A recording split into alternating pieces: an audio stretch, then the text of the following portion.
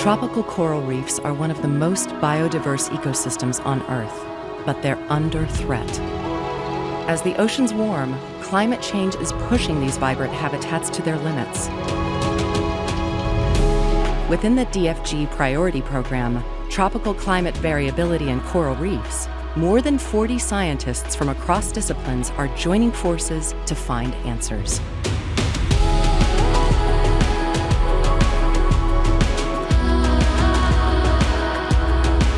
As a coordinator of the Priority Programme, I have the pleasure to bring all these different researchers of different age and from different research fields together. And I'm quite confident that all the results which are just now coming in after 3 years will make a big step, a big change in our understanding of the impacts of tropical climate variability and its effects on coral reef ecosystems in a warmer world.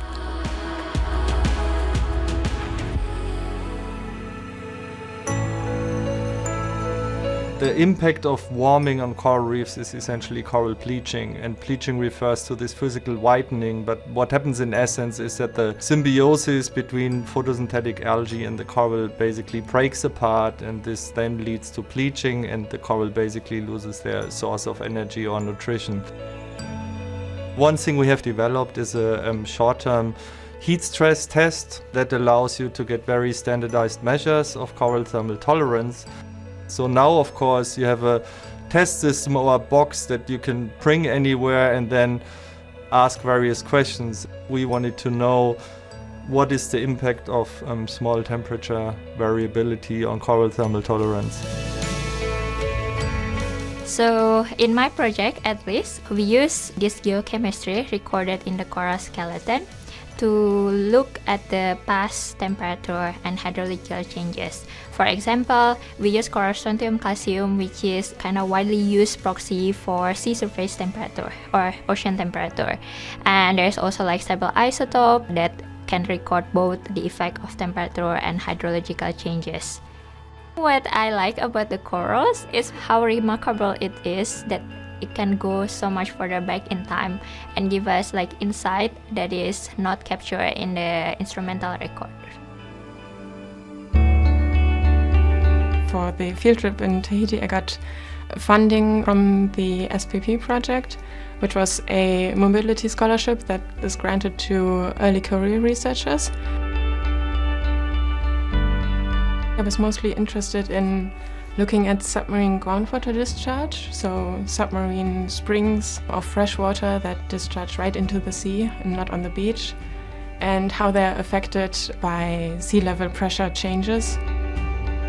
And also if they are recorded in a coral skeleton, then we can see these changes in the past. So I was mainly working on submarine groundwater and corals and how they affect each other. We basically sampled all of the water sources, so we sampled groundwater, we sampled river water, we sampled seawater, and then I went home and analyzed all of the samples. As a paleontologist, of course, I look back in Earth's history. Reefs have existed on this planet for millions of years. What we have seen in the last year, just in the last year, was really unprecedented. We have had these record global temperatures higher than ever before, probably in the past 130,000 years. And we have seen massive coral reef loss. What we hope in the second phase is that we can understand what happened, how it affected the corals, and how we can protect them from that in the future.